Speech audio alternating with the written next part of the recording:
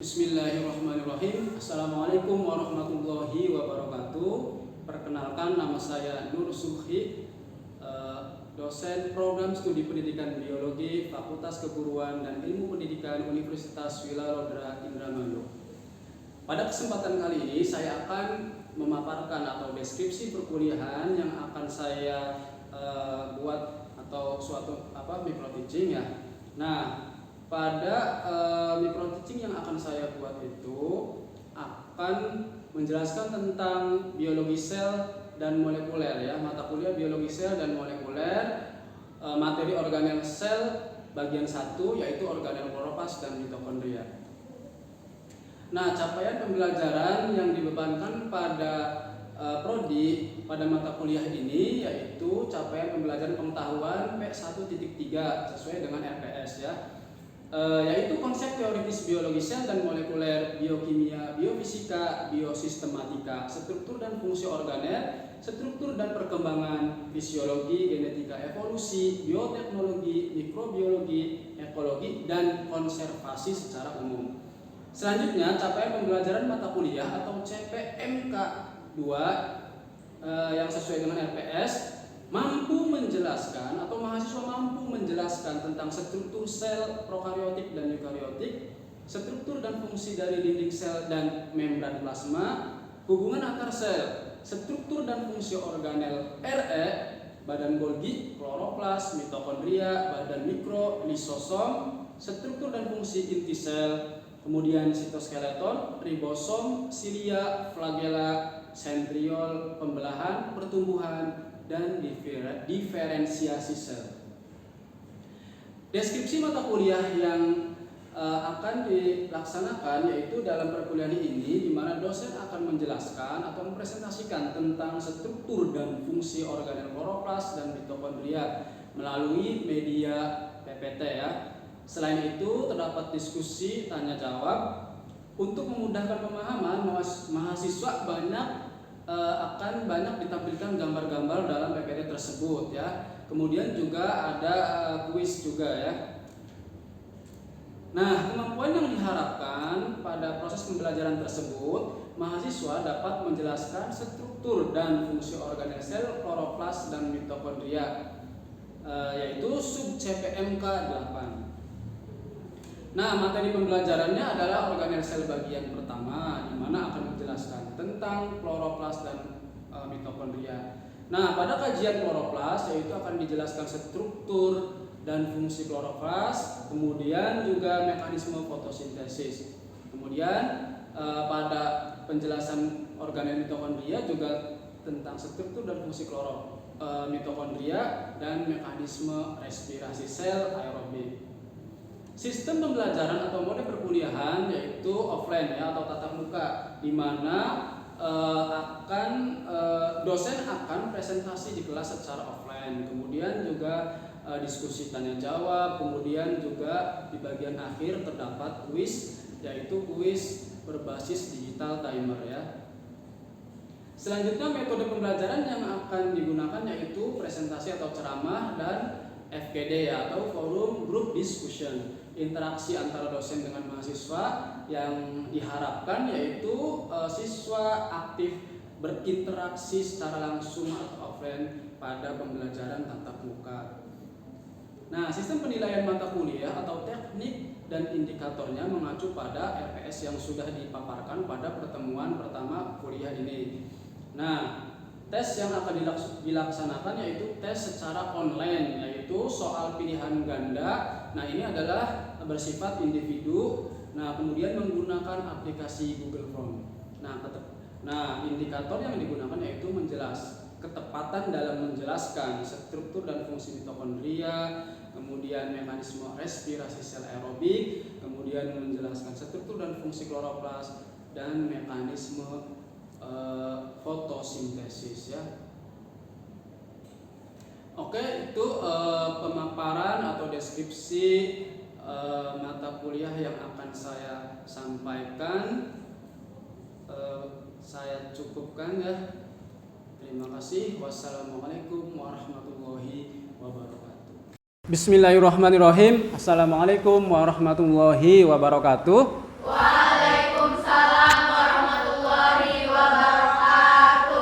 Sehat semua? Alhamdulillah.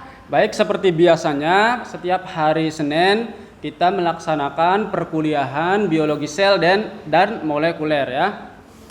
Nah, pada hari ini kita sudah sampai pada pertemuan kelima, yaitu akan membahas tentang organel sel bagian 1 ya. Nah, pada materi organel sel bagian 1 ini kita akan membahas tentang organel kloroplas dan mitokondria.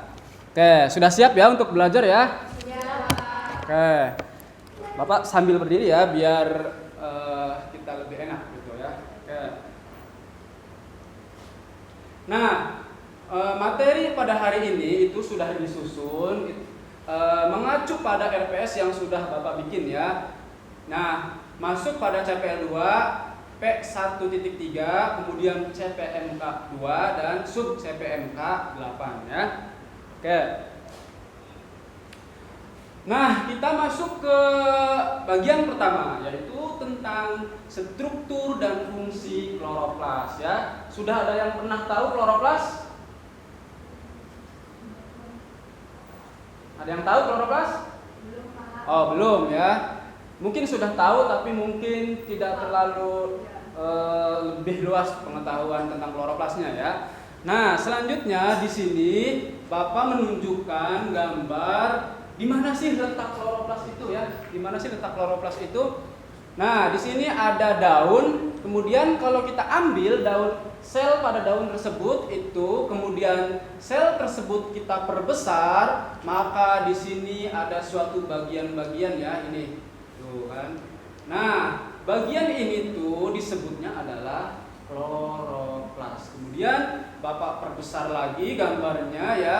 Ini. Nah, di sini terlihat ada tumpukan koin gitu ya. Tumpukan koin, terus bagian ke bawahnya lebih jelas lagi seperti memang benar-benar seperti tumpukan koin ya. Nah, tumpukan koin ini coba Aas ini apa nih?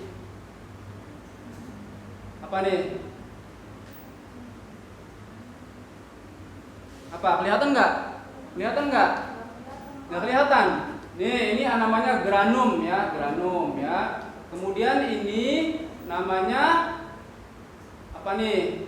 Tilakoid. Jadi kalau satu koin itu namanya tilakoid. Tapi kalau tilakoid bertumpuk-tumpuk itu disebutnya granum. Oke, lanjutnya. Nah, kloroplas merupakan plastida yang mengandung pigmen hijau yang disebut klorofil. Kemudian kloroplas ditemukan di daun dan organ hijau lain pada tumbuhan dan alga, merupakan tempat fotosintesis. Jadi kloroplas itu fungsinya untuk tempat fotosintesis ya. Oke, selanjutnya. Nah, di sini struktur organel kloroplas. Oke.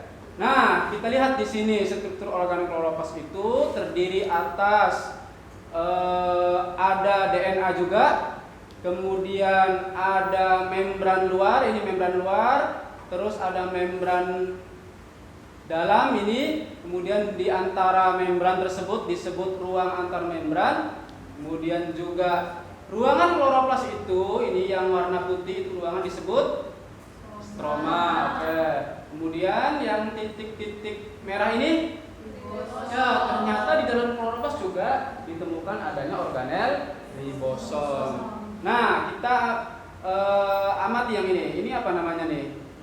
Tilakoid. Tapi kalau tilakoidnya bertumpuk, oke, good. Jadi Anda tahu ya tentang struktur dari organel kloroplas. Next. Nah, tadi fungsinya untuk apa kloroplas? Oke, good.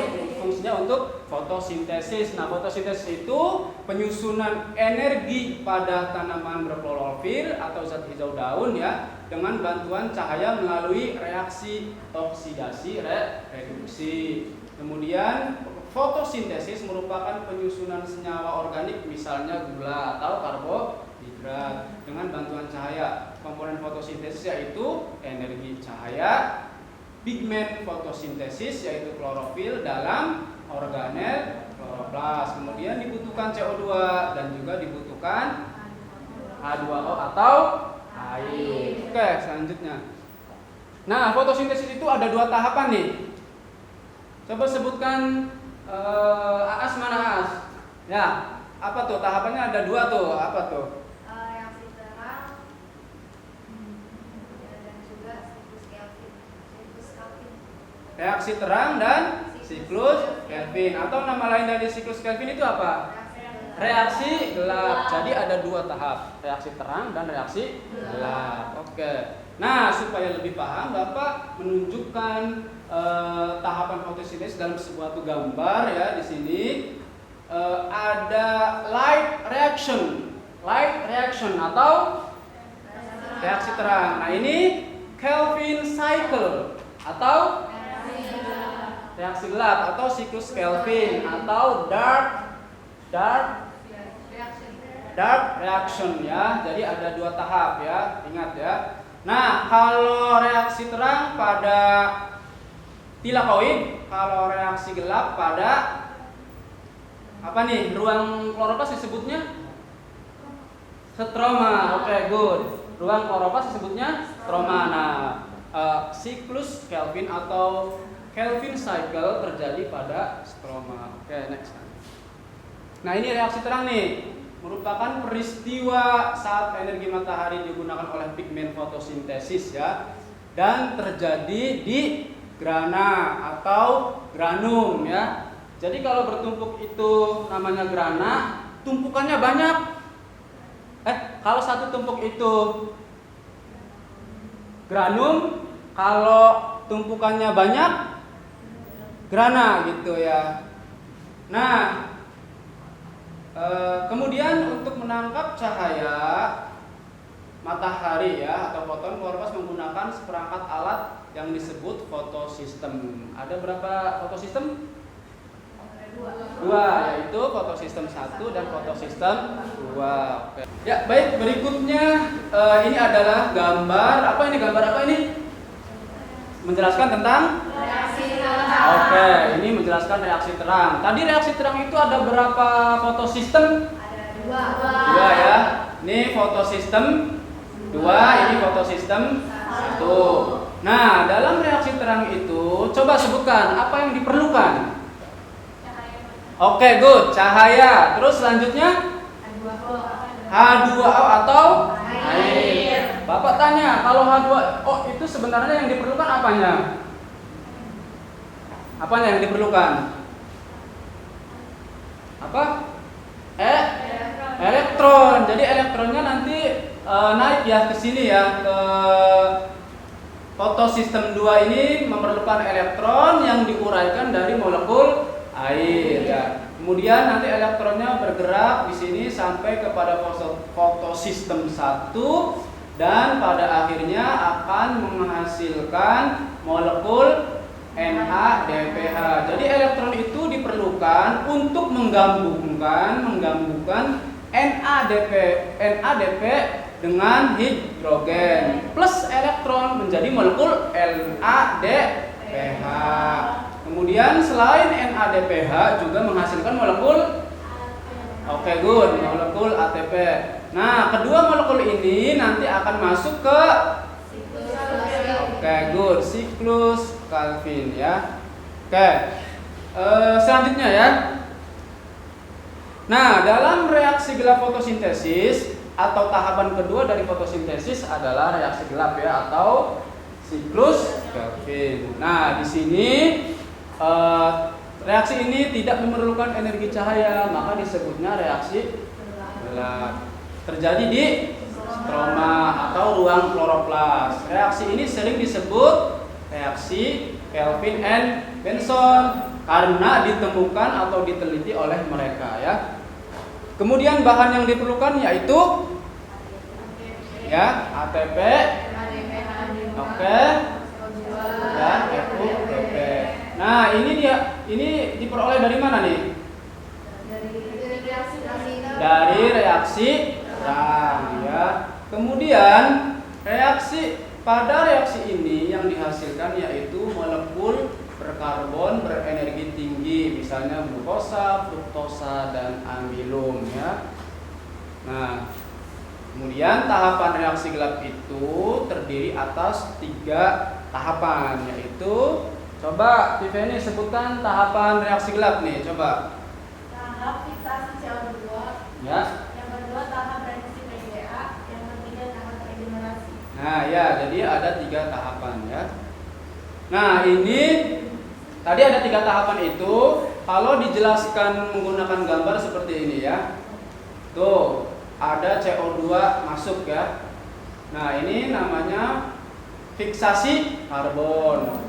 Kemudian di sini, nah kalau gambarnya seperti ini berarti membutuhkan ATP atau menghasilkan ATP nih? Menghasilkan ATP atau membutuhkan ATP. Tuh lihat tuh panahnya, ATP menjadi ADP. Kemudian NADPH tadi yang dari reaksi terang tuh masuk ya. Kemudian pada fase di bagian ini namanya fase reduksi. Nah, nanti akan menghasilkan molekul yang disebut apa nih, Sekar nih? Molekul apa coba?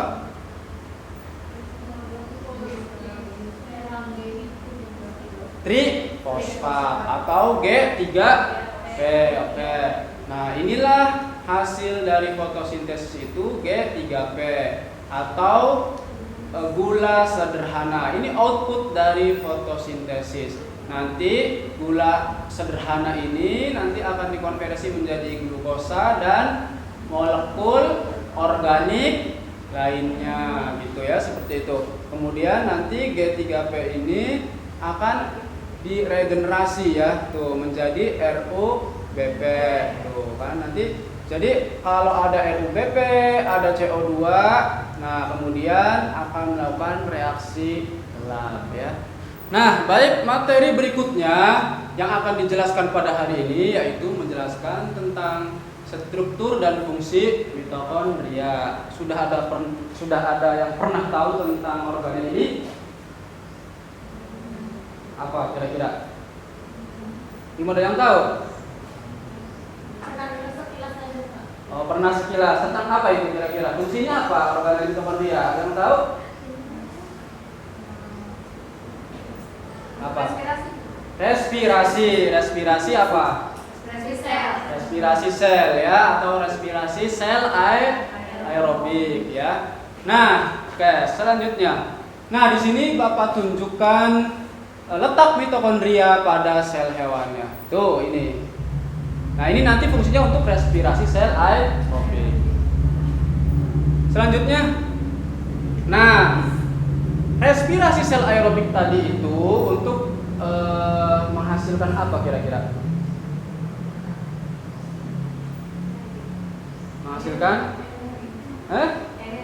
energi dalam tubuh kita disebutnya good. Menghasilkan ATP. Nah, nanti energi tersebut untuk apa nih?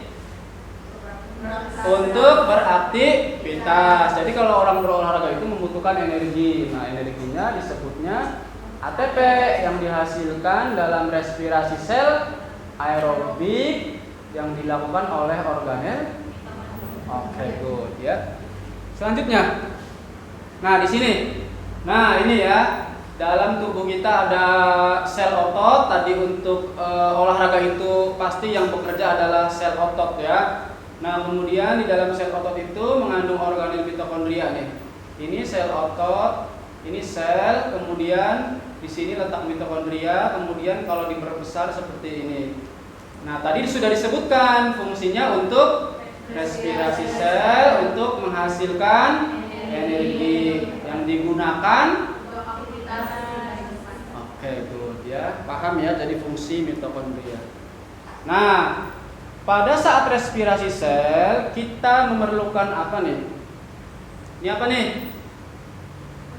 Glukosa. Ini oksigen. Nah, oksigen dihasilkan dari proses apa? Dari proses respirasi ya. Nih, ini kira-kira gambar apa nih? Orang bernapas, menghirup Oksigen. Nanti oksigennya masuk ke dalam sel dulu, kemudian di dalam sel nanti masuk ke organel mitokondria yang selanjutnya nanti akan diproduksi sebagai bahan untuk memproduksi ATP. Jelas ya? Nah, ini gambar apa nih kira-kira? Ya, struktur mitokondria. Ada ribosom, ada membran dalam, ada membran luar, terus ada kristae atau krista, dan kemudian ada matriks ya, matriks mitokondria. Dan ada juga DNA dan ada, jadi hampir mirip ya dengan kloroplas ya. Cuma kalau di kloroplas itu tadi ada apa? Ada granum atau grana, ada juga tilakoid ya. Next ya. Nah, ini fungsi mitokondria yaitu sebagai tempat respirasi sel aerobik yang menghasilkan ATP. Nah, respirasi seluler aerobik terdiri atas 4 tahap: glikolisis, kemudian dekarboksilasi oksidatif, siklus Krebs, dan rantai transport elektron ya. Titik glikolisis, di sini dekarboksilasi oksidatif, kemudian siklus Krebs atau siklus asam sitrat ya, dan di sini rantai transport elektron. Nah, ini glikolisis. Coba dalam glikolisis itu ya terdiri atas 9 tahap. Nah, kemudian hasil dari glikolisis itu apa nih? Ini membutuhkan apa nih? ATP ya? Nah, kalau ini menghasilkan NADH, menghasilkan ATP. Ini menghasilkan ATP. Dan produk akhir dari glikolisis apa? Coba dari glikolisis itu bahannya apa? Produk akhirnya apa? Bahan yang diperlukan apa? Glukosa. Hasil akhirnya asam pirufat. Maka tahapan glikolisis menghasilkan ATP, air, dan asam pirufat. Oke, good ya. Selanjutnya, nah ini kira-kira gambar tentang apa nih? Siklus Krebs atau nama lainnya siklus asam sitrat. Oke, bagus As ya. Nah, dalam siklus Krebs itu bahan yang diperlukan adalah asetil-CoA. Kemudian ini apa berarti kalau begini gambarnya? Mengeluarkan atau menghasilkan? Kalau ini membutuhkan ya bahan. Kalau ini menghasilkan. Kalau ini menghasilkan. Kalau ini terus ini, nah ini menghasilkan juga ya. Jadi hasil dari siklus Krebs itu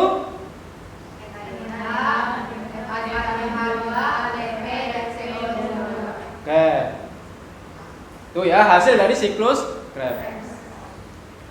Nah, selanjutnya kira-kira ini menjelaskan tentang apa nih gambar ini? Transport elektron atau tahapan akhir dari respirasi sel ya. Nah, perhatikan di sini. Kira-kira dari gambar ini yang dibutuhkan apa? Coba dianalisis gambar tersebut. Apa yang dibutuhkan?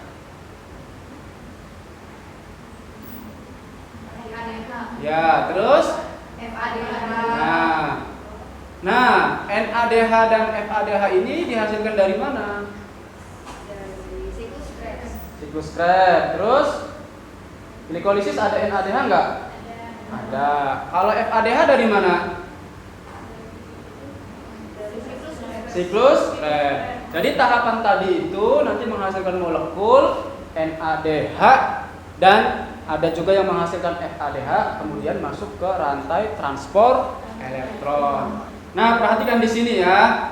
Di sini NADH itu nanti akan diuraikan menjadi hidrogen dan NAD ya. Kemudian NAD dan hidrogen ya. Nah, proses penguraian NADH ini nanti akan mengeluarkan elektron. Sama halnya dengan FADH juga akan diuraikan menjadi FAD dan nanti penguraian tersebut akan mengeluarkan elektron. Nanti elektronnya akan masuk ke suatu rantai ya, yang disebut sebagai rantai elektron ya. Jadi loncat-loncat elektronnya itu dari satu molekul ke molekul lainnya, pada akhirnya akan masuk ketemu dengan oksigen. Nah, oksigennya tidak mau kalau hanya dikasih elektron saja, harus memiliki pasangan. Yaitu pasangannya apa? Pasangannya apa? Pasangan dari oksigen. Hidrogen. Jadi ada hidrogen, ada oksigen, terus dikasih elektron sebagai cincinnya. Jadi nanti akan membentuk suatu molekul air gitu ya. Jadi dia tidak mau kalau tidak ada pasangannya. Elektron, oksigen mau menerima elektron tapi harus ada pasangannya, yaitu ion hidrogen. Nanti akan membentuk molekul air. Nah, perhatikan di sini. Pada hidrogen ini, nah di sini nanti dari penguraian NADH dan FADH ini nanti di sini juga banyak menghasilkan hidrogen. Karena terlalu banyak maka dia harus pindah ke atas nih. Nih dari sini nanti akan pindah ke atas nih. Kenapa? Karena molekul ini, molekul yang warna biru ini ketika dilewati oleh elektron dia akan bekerja memindahkan hidrogen yang ada di bagian sini naik ke bagian sini. Nah, kalau di sini sudah penuh maka dia juga tidak mau berdesak-desakan, maka dia harus keluar. Keluarnya melalui suatu enzim yang disebut ATP sintase. Nanti pada saat hidrogen ini masuk ke ATP sintase, nanti ATP sintasenya itu akan menggabungkan ADP dan P atau pirofosfat membentuk ATP. Jadi pembentukan ATP itu yang bertugas adalah ATP sintase gitu ya. Nah, kira-kira seperti itu ya. Selanjutnya ya. Ya, ada kuis nih. Coba siapa yang bisa nih? Respirasi sel aerob itu apa tahapannya ya? Oke, ya. Is apa as ini? Soalnya ada yang kembar nih. Ya, respirasi sel aerob itu ada 4 tahapan. Pertama yaitu glikolisis, kedua dekarboksilasi oksidatif, ketiga siklus Krebs, dan keempat yaitu rantai transport elektron. Jadi ada berapa tahap? Ada 4 tahap. Ada 4 ya. Oke. Kita lihat jawabannya. Kalau betul, hebat ya. Ya, jawabannya adalah glikolisis, dekarboksilasi oksidatif, siklus Krebs, dan rantai transport elektron. Oke. Good ya. Oke, jelas ya? Jelas gini. Oke. Masih ada lagi? Cukup? Oke. Baik, kalau cukup selanjutnya. Nah, ini ya. Nanti silahkan ini ada tes hari ini evaluasi ya. Nanti menggunakan aplikasi Google Form ya. Nanti silahkan diisi mulai selesai dari perkuliahan hari ini. Waktunya 1 jam ya. 1 jam nanti kalau misalnya ngisinya lebih dari itu maka tidak akan dikoreksi ya oleh Bapak ya. Itu ya. Oke. Baik, untuk hari ini sepertinya sudah cukup ya untuk perkuliahan biologi sel and molekuler. Semoga apa yang disampaikan hari ini itu bermanfaat bagi kita semua ya. Dan yang paling utama adalah bernilai ibadah atau pahala. Mohon maaf jika ada salah-salah kata. Bapak tutup. Wassalamualaikum warahmatullahi wabarakatuh. Waalaikumsalam warahmatullahi wabarakatuh. Terima kasih ya.